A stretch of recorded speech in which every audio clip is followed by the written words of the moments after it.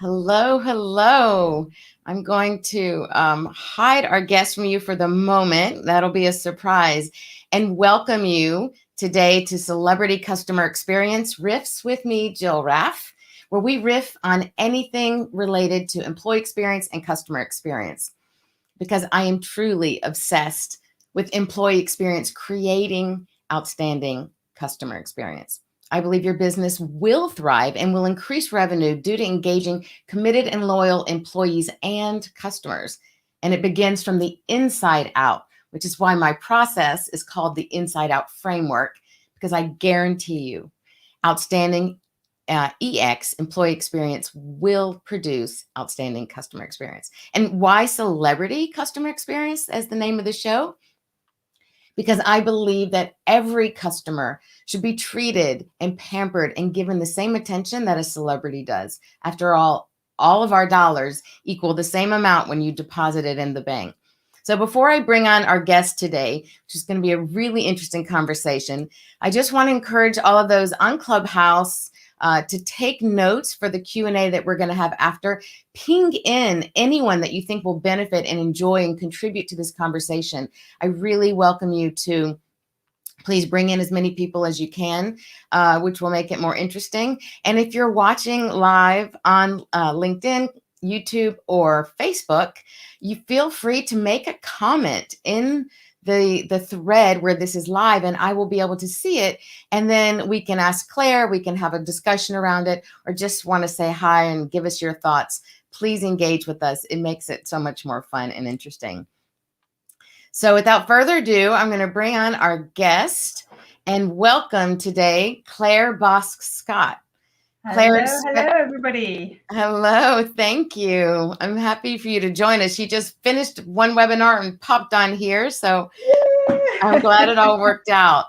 Claire specializes in mystery shopping and customer service with a Feng Shui twist. Claire inspires businesses to thrive by delivering exceptional customer experience. She's number 5 top global customer experience guru and UK's top 20 CX influencer.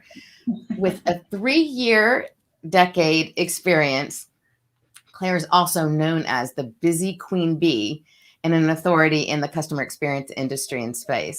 She brings a more holistic approach and comprehensive approach to customer and employee experience with her Feng Shui business. Claire is also a keynote speaker, consultant, and trainer, and a 3-time author with her new hot release of The Secret Diary of a Mystery Shopper. So many great things. Claire also has developed her caring service culture leading program. So anyway, so many great things. I think you'll just benefit to hearing more of her talk. So we're going to jump right in. Claire, again, thank you. I appreciate you joining us today.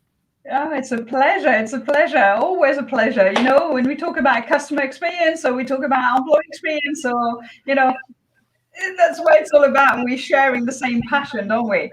We do. We do. And I know we've spoken before and been connected on LinkedIn before. And gosh, we could just talk forever about that. Right? So let's start. So everyone listening, whether they're online or through Clubhouse, let's start and understand a little bit. I'm sorry, I'm trying to do 2 things here.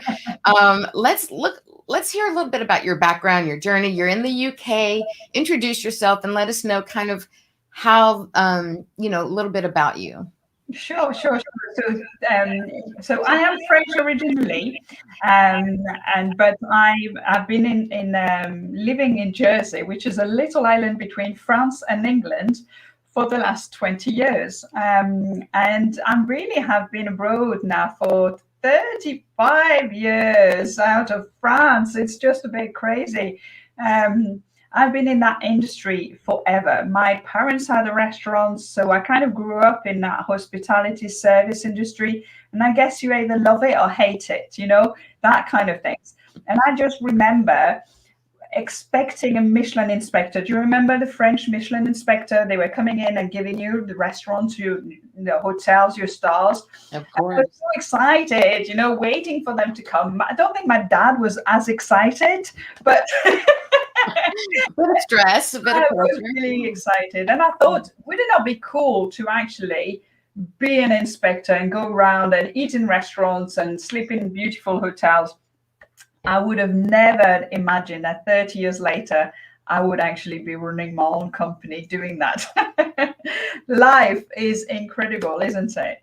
So I've worked in Disney World in Florida, in the Epcot Center, in the French Pavilion for a whole year. And this was, Jill, I have to say, probably the very first and the most important part in my life, which really triggered something about what is customer experience all about, what does that really mean, and what does employee experience is all about. Because if Mm, someone does it right, it's Disney. Oh yes, mm, there's mhm. something about it that every step of the way, from the minute you have a job with them, you get a full Bible of what to do and what not to do, the hair, the length of your nails, the size of your shoes. You know, you can't actually go on the park until you've actually been to Mickey Mouse University for a whole week. So they tell you what to do and what not to do. So this has 25 years later, there's still a massive and there's still a massive what do you call it, so feel and emotions and memories of Disney, which has come with me all the way. So I was a hotel manager for probably 10 years. And 11 years ago, I was getting through a divorce. I was managing a hotel. I was working crazy hours. You know it, right? Those crazy hours in hotels. You know what I mean? Hotels, restaurants, it's a 24/7 Right? obsession. My children were 6 and 10 at the time, so they were still so small. I had an au pair at home looking after them, and it was just a crazy time. And I thought, if I don't do something now, I'm just going to be sick. I'm going to be ill. So I decided to pack everything. So I packed the job. I didn't get divorced. I sold the house and I started the business. I realized that there was a gap in the Jersey market for a mystery shopping company. And that's how it all started. Yeah. Seeing a void in the market. That's it, and filling that niche.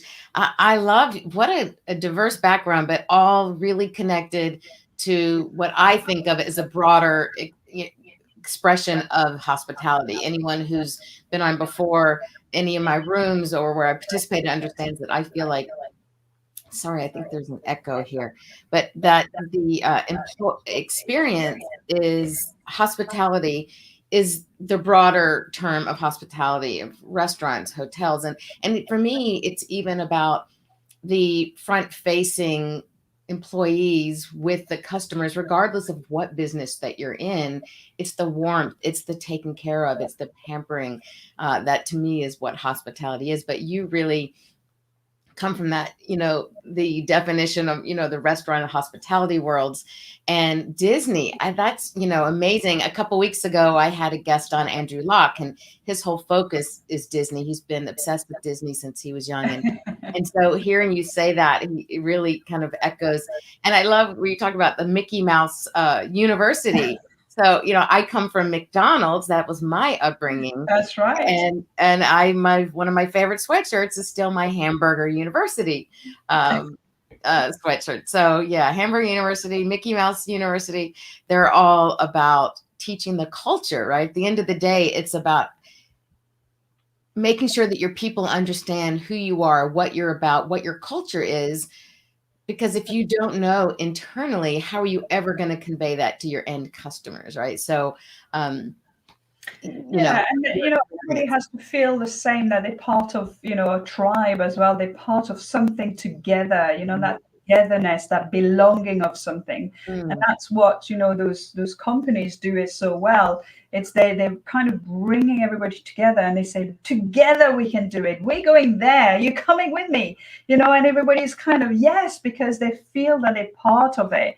And so when you have companies who don't really care about mm, employees and they just care about the bottom line, that's when you've got disconnect, because your employees are just, they may perform for a bit because they feel that, they may be new to the job, but then eventually they will drift because they don't feel that they're part of something. They're not leaving a legacy.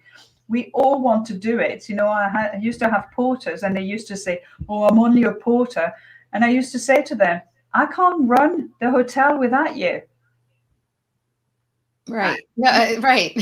That's what's amazing to me, and how companies and businesses are not appreciating and understanding how important their people are, because clearly without them they would have no business. Yes, you would have no customers, but you need the employees first to be able to deliver whatever that is in a way that the customer is going to love. And you hit on a perfect point. Turnover is one of the biggest problems there is. Staffing with good people, Mm, people who are in alignment with your values, and yeah. then you really can bring them in. And again, what you said, being a part of something as a team, everyone wants to belong, everyone wants to be heard and have their ideas, their contribution Mm, acknowledged and actually put to practice, to try it out and see what happens. When people are invested, they will be more invested in your business and the outcome, and they'll see it as their own and have that ownership, and mm, to be a part of the legacy that's hopefully being built and left behind,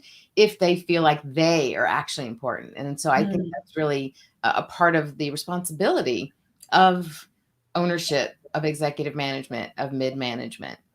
Absolutely, absolutely, and I think that kind of brings nicely to where I'm going, because we are entering a new era, and there's been that pandemic has just completely shifted a lot of things, the way we do, what we used to do. Oh, we've always done it this way. Well, you know what? Let's just let's look at another way. Let's be creative. Let's think outside the box. Let's be flexible. Let's see what our customers want.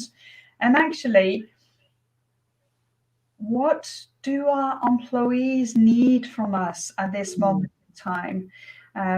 And being having them having to work in their own homes imposed upon us has made a drastic change in everybody's behavior, because suddenly you didn't take your car and you drove and you parked and then you went in the office, you did your job, and then you went out again. Suddenly people are here all the time, and they sharing 3 or 4 or 5 people in the same environment, and this is taking a lot of energy, and it becomes very overwhelming when people actually don't know how to manage their environment. It really is going to start affecting people. Yes. So yeah, a great segue. Your special niche of the mystery shopping, going in and understanding what it is that people respond to, what's being done, what's not being done, really is important. But I think during this time period, so many of us have had to make a shift. I don't like the word pivot as much. I think it's been way overused. And to me, pivot is like a complete change, right? 180-degree change. I think we all continue to stay who we are, and our expertise continues, but we build on that. So to me, it's a shift. And you've made a brilliant transition, I think, using all of that background in customer experience, in mystery shopping, to understanding Feng Shui, right? What is it, and how it's so important into the world that we're living in, and the people and the experiences, because our experiences are different. And so I'd like to just start out, maybe, talking about what Feng Shui is. I'll let you dive deeper into it, but basically it's the system of laws where you consider spatial arrangement, right? And orientation of things in order to affect our flow of energy, whether it's positive, negative, and how it impacts everything about it. So if you could dive into that a little more for us. Sure. So yes, I mean, Feng Shui really is 2 words: is air and water, and we can't live without air and water. That's one of our human needs, right? You look at the Maslow pyramid. The first physiological needs that we all have is air, water, and eat. So if we can't actually meet that need, we're never going to be able to go anywhere else and do anything else. Hmm. So the next step, actually, in the Maslow pyramid is our safety. It's our environment. It's feeling safe. It's being able to go and sleep at night, having that security around us. So again, our home is our second most important need, to be able to feel good and actually, move along life in that, in that way. And Feng Shui, it's all about the energy. So it's all about what's going on around you, and do you have good energy around or not? Hmm. And remember that this somatic researches demonstrate that our environment have a direct correlation with how we think, how we feel, and how we behave. Hmm. So once you really realize this, right? If you have employees working from home, they've got mess everywhere. They've got the children jumping around. They've got, the in-laws ringing the bell at any time of the day or night. Pets. Yeah, the dogs. The dogs and, everything is going on. They can't find their things because there's a mess everywhere. They can't perform because they're overwhelmed, they're stressed, their anxiety, all those bad feelings around you. We need to be able to help employees to create better environment. So that's for employees, right? When you're working from home, and that's the webinar I just talked about and that's just done. But think about it. In a hotel or in a retail space, you're walking somewhere and you're going to walk in and suddenly you just go, oh, you don't know why. Mm. There's something Mhm. not quite right, right? You're going to go and buy what you need and then you get out again. Right. Whereas, Or you want to just like, oh, this is such a cool vibe. I'm not sure. I love this space. I just want to hang here. Right. I want to spend more yeah, time there. I feel good. I feel like I'm at home. Oh, it smells nice. I can hear some really cool music. I'm Hmm. going to go around. I'm going to have another coffee. I'm going to buy more. I'm going to come back. I'm going to tell my friends and my family to come round here because it's Hmm. such a cool place, you know. And this is, again, the environment that you're creating, in your business will make your customers feel good, want to come back to you or not, right? Right. So we talk about the customer experience, and this is pure experience to be able to connect with your customers on an emotional level by using your five senses. That Hmm. smells good. When we were in Disney, we used to put bread essence in the air conditioning. So we had queues of people all around the park could smell that That French wheat baguette. smell. Yeah. And people were queuing for hours to buy a baguette. Yeah, What's so it's amazing. about? Yeah, so I'm also a real estate agent, and when we would show a home, I'm sure a lot of people have heard these tips also. You either bake fresh cookies before, and it fills the house with cookies, or use some apple cider or grape juice or something with some cinnamon, which cinnamon is Mhm. very attractive and attracting, and it gives a sense of home, right? It's a very homey Right. feeling between baked cookies like the bread and the cinnamon and the wine or the apple. And there's those things that we just know intuitively somehow that we associate. And it's those, like you say, emotions. We have to touch people's emotions in any Exactly. business you are. People buy emotionally and they justify logically. So in real estate, we want to hit their emotions as soon as they walk in. Mm. And the same thing with any business. You want them immediately to have that response to you. And so that's one part, right? Is just doing things so subtly they don't even know what it is. It's going to their subconscious and their response. But what about one of the things that I think about, it's a little more overt in this case, but stores like IKEA or on the East Coast, there are these amazing, amazing grocery stores by Stu Leonard's. Used to love the experience. That was truly an experience. Or Central Market in Austin, and everyone knows IKEA, maybe not some of the others, but basically when you walk in, it's brilliantly designed so Mm. that they take you almost through this maze, and you have to go through every piece, and you're like, oh, I didn't think I needed that, but I see it now. And it's like, oh, I'll just pick that up too.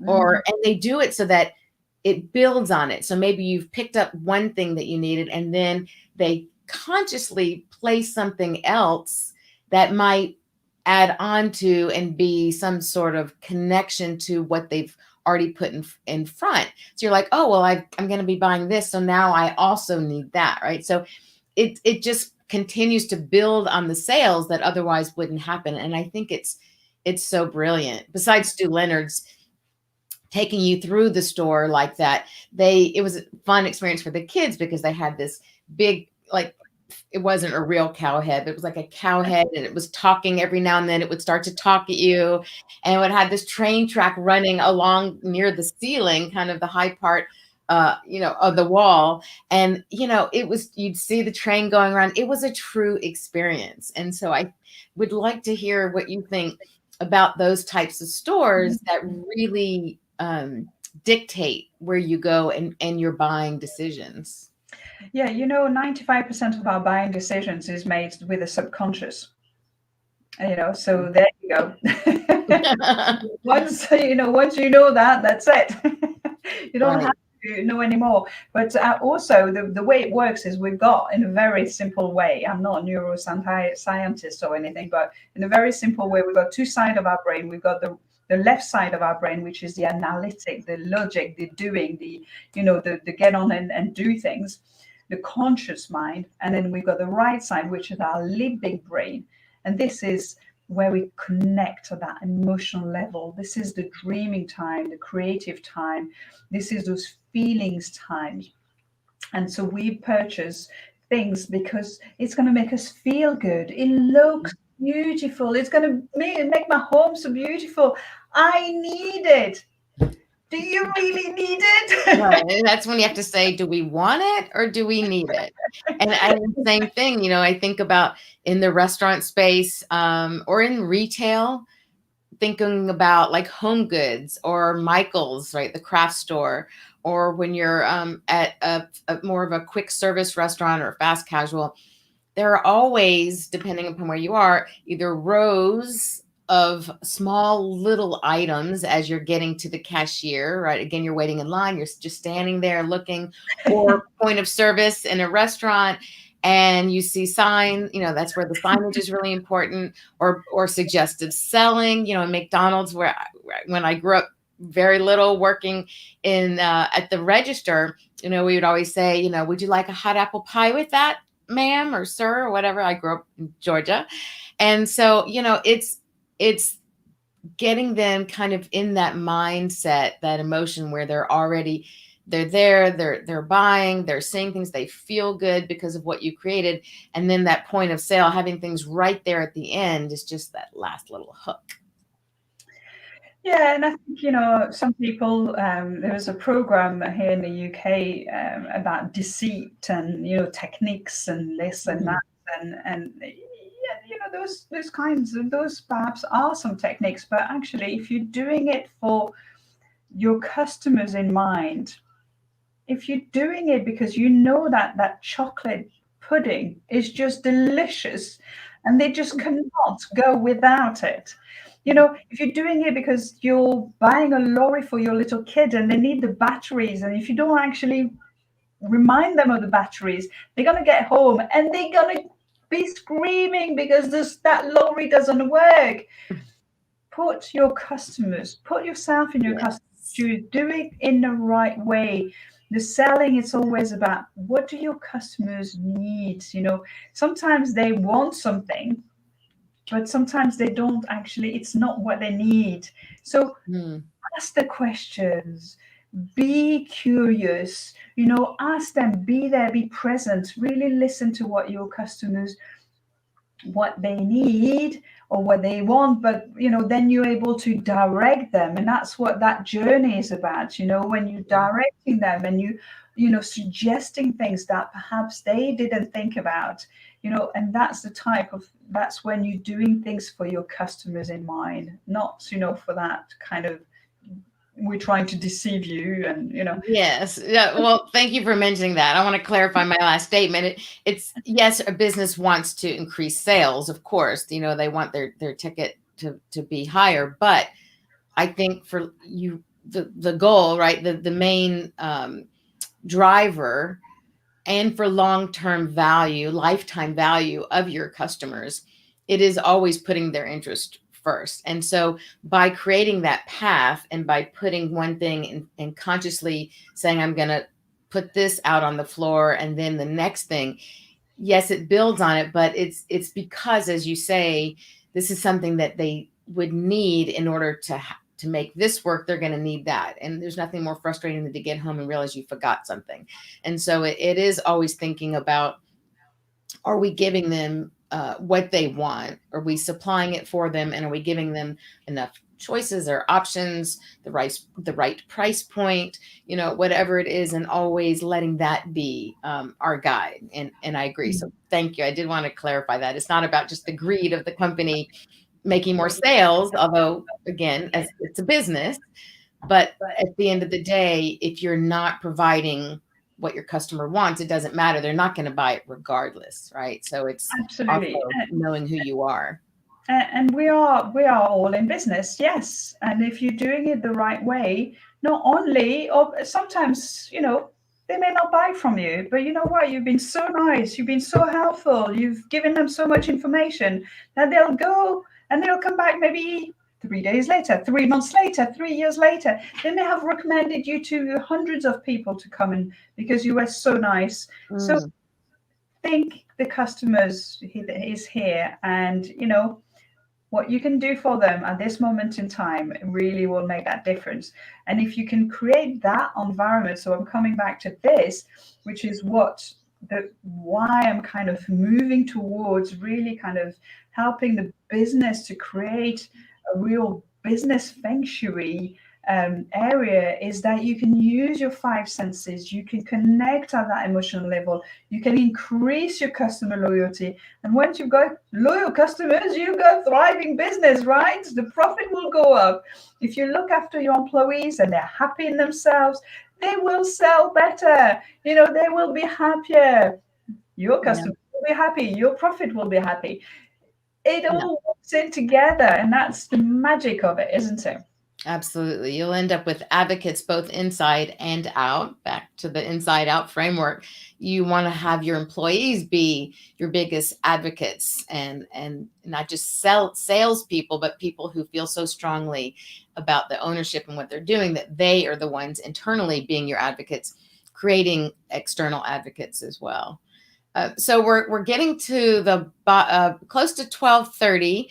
I just want a couple things. One, I'm going to put up here for anyone who wants to get in touch with Claire. There's her website address. It's her name, Claire Bosc Scott, Boscq. There's the French, right? And then Scott. So you can see that up on the screen. And before we just wrap up here, Claire, I like to, if we have time, to just kind of always end with some inspiration. I think that for me, I learn from so many and motivated by others. You inspire others. And I would love for you to share just what guides you on your journey. What is it that inspires you? A favorite book, a quote, a person, and why at this point in time? Because I know we're shifting, right? We're evolving and transforming who we are. So what is it that's inspiring you right now? So I'm at the moment, I really believe that we must become accountable for our environments, so we can feel better in ourselves and bringing more care into what we do, bringing more that yin energy, that right brain, having our leaders going out and saying hello and remembering people's names and asking them how their cats are, and those kind of things are just so important. And Yes. I feel this is really where we're going with that pandemic. Let's bring more care into what we care for our environment, our people, our customers, and our stakeholders as a whole. Because at the end of the day, if you have a thriving business, your whole community will start thriving as well. That's it. It's not Yes. bad, is it? Yeah. I talk about CX to the fifth power, and it's starting from well, it doesn't start, it's a cycle really, but it's your owners, your management, your vendors, people who are everyone who touches your business along the way, including then the employees, the customers, and your community at large. And it is this cycle. And you all take care of each other, and the climate is so huge. So thank you for mentioning that. I just want to put up here for everyone as a way to reach me. My website is my name, Jill Raff, and that's R like Ronald, A like apple pie, and double F like French fry. Or Jill at Jill Raff. Obsessed with that now. I have to. What can I say? It's my background, so I have to just live into that. Help yourself.